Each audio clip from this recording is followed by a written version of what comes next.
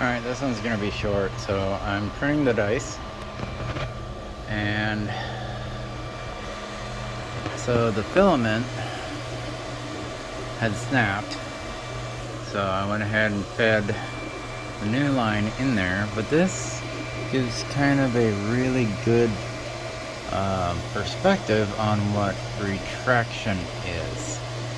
So retraction is when it'll push the filament, and then when it pauses in between like multiple parts, it'll backspin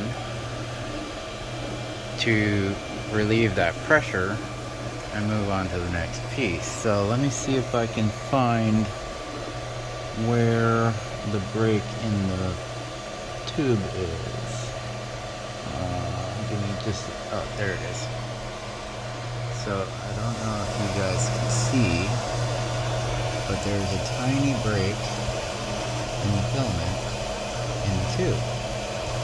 So when it retracts, you can see that little gap open up because the filament's not connected. So it can't pull the whole filament through, it just backs off and then keeps pushing. So the side effect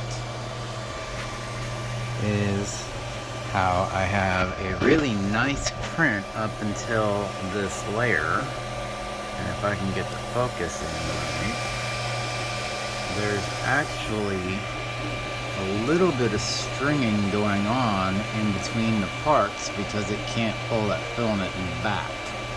So just kind of an interesting result, really. Like, I found it fascinating. I don't know if anyone else would, but that's what retraction does, and that's what happens if your retraction settings aren't